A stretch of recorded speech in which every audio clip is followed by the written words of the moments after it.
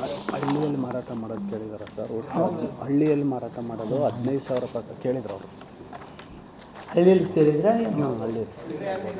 ಹಳ್ಳಿಯಲ್ಲಿ ನೋಡಿ, ಗ್ರಾಮೀಣ ಭಾಗದಲ್ಲಿ ಏನಾಗ್ತಿದೆ ಹೇಳ್ತೀನಿ. MSIL ಒಂದಿದೆ, CL2 ಇದೆ. ಅಲ್ಲಿ ನಮ್ಮಲ್ಲಿದು ಇದರಲ್ಲೇ ತೊಗೊಂಡು ಹೋಗ್ತಾರೆ, ರಿಸೀಟ್ ಹಾಕಿನೇ ತೊಗೊಂಡು ಹೋಗ್ತಾರೆ. ಹಳ್ಳಿಗಳಲ್ಲಿ ಮಾರಾಟ ಆಗ್ತಿದೆ. ಹಳ್ಳಿಗಳಲ್ಲಿ ನಾನು ಲೈಸೆನ್ಸ್ ಹೆಚ್ಚಿಗೆ ಕೊಟ್ಟರೆ ಲೈಸೆನ್ಸ್ ಕೂಡ ಕೈಬಿಟ್ರಿ, ಮದ್ಯ ಮಾರಾಟ ಮಾಡಿಬಿಟ್ರಿ, ಅದಕ್ಕೆ ಕೆಟ್ಟ ಹೆಸರು. ಬಿಟ್ಟರೆ ಅವ್ರು ತೊಗೊಂಡು ಹೋಗಿ ಅಲ್ಲಿ ಮಾರ್ಕೆಟ್ ಮಾಡ್ತಾರೆ. ಆದಾಗ್ಯೂ ನಾವು ಮಂಜುನಾಥ್ ಎಷ್ಟು ಕೇಸ್ ಹಾಕಿದ್ದೀವಪ್ಪ? 15,629 ಕೇಸ್ಗಳನ್ನ ಹಾಕಿದ್ದೀವಿ.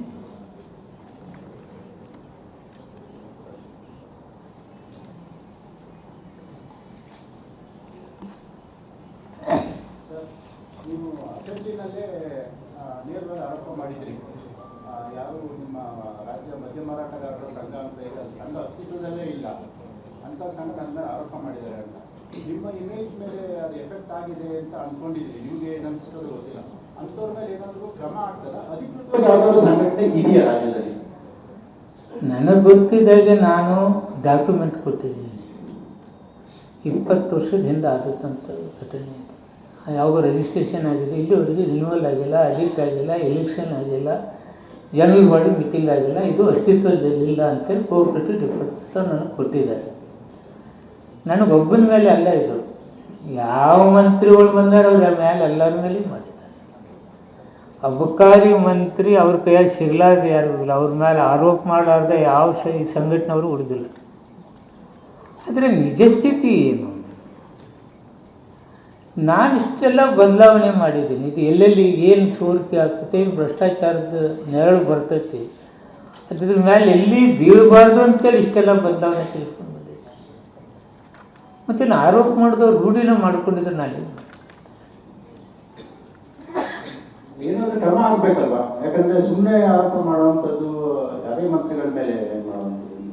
ರಾಜಕಾರಣಿಗಳಂದರೆ ಎಲ್ಲರೂ ಅಲ್ಲವ್ರು ಮಾತಾಡ್ತಾರೆ. ಭಾಳ 30 ಕೋಟಿ ಕೇಸ್ ಎಷ್ಟು ಮಂದಿಗೆ ಮೇಲೆ ಆಗ್ತದೆ.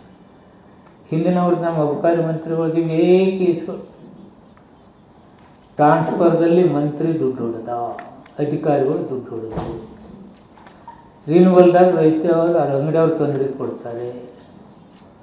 ಇವು ಮೇಜರಾಗಿ ಎಲ್ಲರಲ್ಲಿ ಬಂದದ್ದು. ನಾವು ಒಟ್ಟು ಹೆಸರು ಹೇಳಿದ್ದೀನಿ. ಸರ್, ಸದನದಲ್ಲಿ ನೀವು ಒಂದು 8 ಅಬಕಾರಿ ಸಚಿವರ ಹೆಸರು ಈಗಿದ್ದು, ಅಂದರೆ ನೀವು ನಿಮ್ಮ ಖಾತೆನೇ ಆ ಥರ ಏನು ಆರೋಪ ಯಾವಾಗ? ಆರೋಪ ಅದನ್ನೇ ಹೇಳಿದ್ನಲ್ಲ, ಇಂಥ ಆರೋಪಗಳು ಬರ್ತವೆ, ಅದನ್ನು ನಾವು ಸರಿ ಮಾಡಬೇಕಲ್ಲ.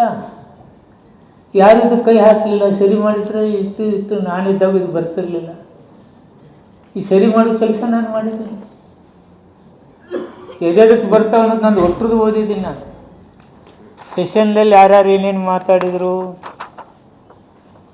ನೋಡಿ. ಜಯ್ ಪಟೇಲ್ ಕಾಲದಲ್ಲಿ ಯಾರ್ಯಾರು ಮಾತಾಡಿ ಏನು ಮಾಡಿ ಡಿಸ್ಟಿಲರಿ ಪರವಾನಗಿ ಒಳಗಾಯ್ತು ಅಂತೇಳಿ ಹೇಳಿದರು. ಅವಾಗೆಲ್ಲ ಹೆಸರು ಹೇಳಿದ್ದೀನಿ, ಮತ್ತೊಂದು ಹೇಳಂದರೆ ಹೇಳ್ತಿದ್ದೀನಿ. ಉಳ್ಕಿದವರೆಲ್ಲ ರೇಣುಕಾಚಾರ್ಯ, ಸುಬ್ರಹ್ಮಣ್ಯ ನಾಯ್ಡು,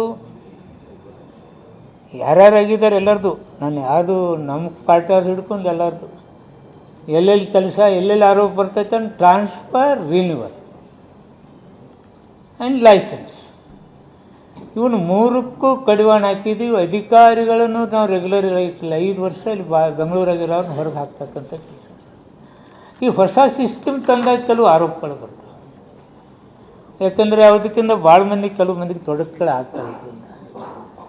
ಒಬ್ಬ ಮಂತ್ರಿಯಾಗಿ ನಾನು ಮಾಡಬೇಕಾದ ಒಳ್ಳೆ ಕೆಲಸ ನಾನು ಮಾಡಿದಾಗ ಕೆಲವ್ರಿಗೆ ತೊಡಕಾಗಿಬಿಡ್ತವೆ. ಈಗ ಹೊಸದಾಗಿ ತಗೊಳ್ಳಿ, ಈಗ ನಾವು ಹರಾಜು ಮುಖಾಂತರ ಕೊಡ್ತೀವಂದರೆ ಕೆಲವು ಅಂಗಡಿಯವರೆಲ್ಲರೂ ನಮ್ಮ ಮೇಲೆ ಬೀಳ್ತಾರೆ.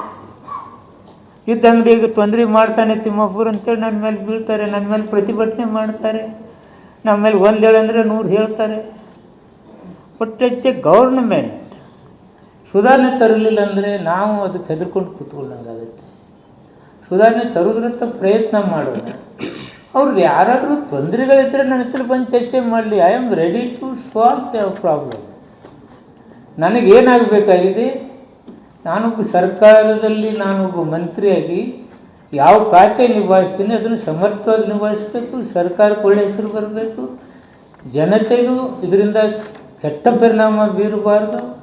ಅಂತಕ್ಕಂಥ ಭಾವನೆಯೇ ನಂದು ವಿನಃ ಇದು ತೊಂದರೆ ಮಾಡುವುದು. ಈಗ ನಾನು ನಿಮ್ಮನ್ನು ಕೇಳ್ತಿದ್ದೀನಿ, ಇಲ್ಲ ನಿಮ್ಮ ಡಿಪಾರ್ಟ್ಮೆಂಟ್ದಾಗ ಹೀಗೆ ಮಾಡಿ, ಹೀಗೆ ಮಾಡೋದ್ರಿಂದ ಸುಧಾರಣೆ ಆಗ್ತೈತೆ. ಯಾಕಂದ್ರೆ ನೀವು ಸಾರಿ ಎಲ್ಲ ಮಂತ್ರಿಗಳು ಹೋಗಿರ್ತೀರಿ, ಕೆಲವು ತಪ್ಪುಗಳನ್ನ ತಿಳ್ಕೊಂಡಿರ್ತೀರಿ, ನನ್ನ ಇಲಾಖೆ ತಿಳ್ಕೊಂಡಿರ್ತೀರಿ. ಇಂಥದ್ದು ಮಾಡೋದ್ರಿಂದ ಇನ್ನೂ ಎಫೆಕ್ಟಿವ್ ಆಗ್ತೈತೆ ಅಂತ ಹೇಳಿದ್ರೆ ನಾನು ನಿಮ್ಮ ಸಲಹೆಯನ್ನು ಸ್ವಾಗತ ಮಾಡ್ತೀನಿ, ಅನುಷ್ಠಾನ